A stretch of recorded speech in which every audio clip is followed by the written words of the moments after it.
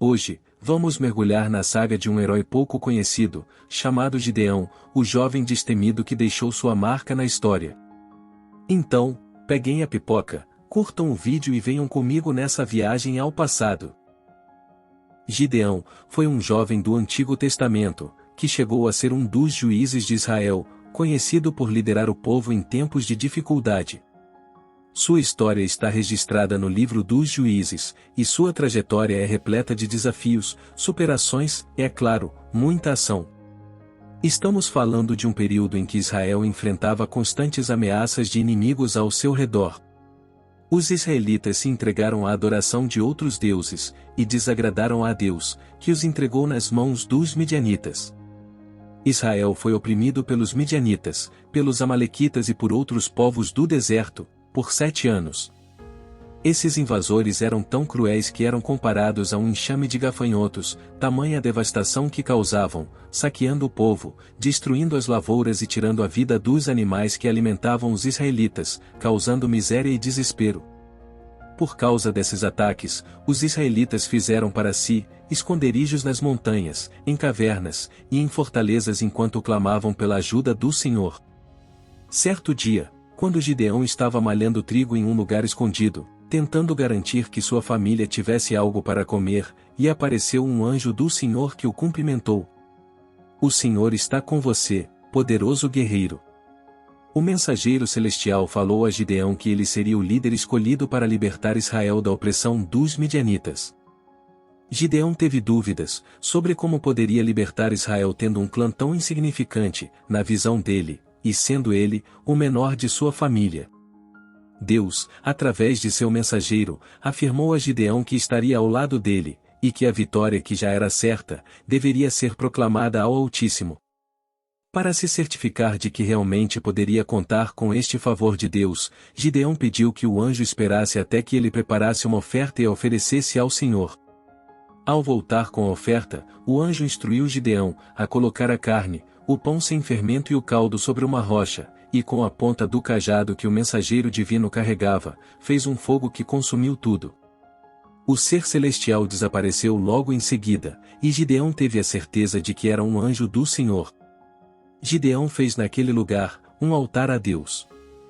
Naquela mesma noite, Deus falou a Gideão para que preparasse um outro novilho de 7 anos, e despedaçasse o altar de Baal e derrubasse o poste sagrado da deusa Azerá, que ficava ao lado daquele. Depois ele deveria fazer um altar para o Altíssimo num lugar mais ao topo, acima dos altares anteriores de adoração pagã, e oferecer o novilho de 7 anos ao Senhor, com a madeira do poste sagrado cortado.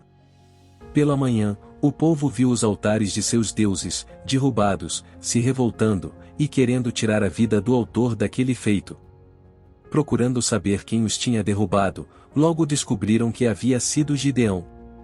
O pai de Gideão, Joás, interferiu falando que quem tocasse em seu filho, estaria morto pela manhã, e em defesa de Gideão, alegou que, se aqueles deuses estiverem incomodados com as ações de seu filho, que eles mesmos o punam. Os homens recuaram e Gideão, a partir daquele dia, passou a ser conhecido pelo nome de Jerubaal, que significava o que Baal dispute com ele, pois derrubou o seu altar. Nesse meio tempo, os midianitas e os outros povos do deserto estavam se reunindo em um grande acampamento, para atacarem os israelitas mais uma vez, o que fez com que o Espírito de Deus se apossasse de Gideão e ele convocasse todos os clãs para lutarem com ele. Foi aí que Gideão pediu a Deus um sinal que provasse que realmente a libertação de Israel seria por meio dele. Ele disse que deixaria uma porção de lã ao sereno, e que, se ao amanhecer a lã estivesse molhada pelo orvalho e o chão ao redor seco, ele saberia que o Altíssimo estaria com ele. E assim aconteceu. Pela manhã, Gideão torceu a lã, e encheu uma tigela de água enquanto tudo ao redor se manteve seco. Então, ainda não convencido, Gideão humildemente pediu outra prova a Deus, que pacientemente concordou. Desta vez, a lã deveria estar seca e o chão ao redor molhado. E assim, Deus fez naquela noite. Gideão reuniu 32.000 homens para a batalha e durante a madrugada, acampou junto à fonte de Arode, enquanto o acampamento de seus inimigos, com mais de 100.000 homens, ficava mais ao norte. Deus achou que o exército de Gideão era grande demais e falou para que ele dispensasse todos os que estivessem com medo, e 22.000 homens foram embora. Deus continuou achando que ainda tinham muitos soldados, para que o povo acreditasse que a vitória seria divina, e falou para Gideão fazer um teste com os soldados e quem não passasse, seria dispensado. Mandou que os homens fossem à fonte beber água, e Deus falou a Gideão que, quem bebesse água das próprias mãos, deveriam ficar no grupo.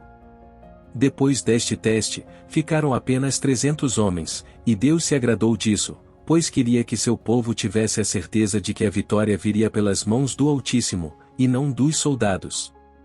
Gideão se aproximou do acampamento inimigo, e descobriu que eles estavam com medo dos israelitas, e isso lhe encheu de coragem. Ele chamou os seus homens, e usou a estratégia que Deus lhe disse. Seus homens que carregavam trombetas e jarros com tochas acesas dentro deles.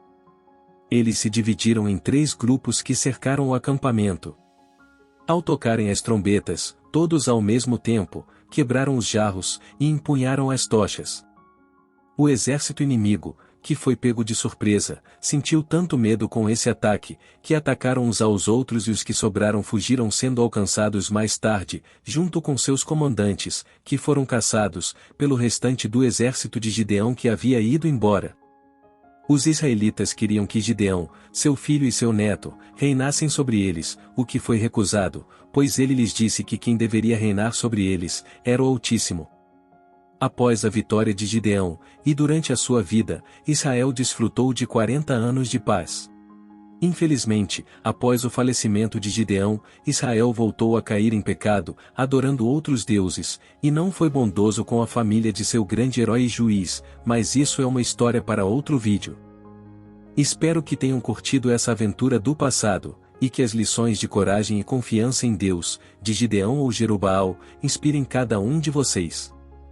Por isso deixo a vocês essa mensagem: Deus não escolhe os capacitados, Ele capacita os escolhidos. Também deixo aqui uma dica de leitura, no Novo Testamento, 1 Coríntios capítulo 1, versículo 27 ao 29. Não se esqueçam de deixar seus comentários e compartilhar esse vídeo com os amigos. Até a próxima! Obrigado por assistir e Deus te abençoe.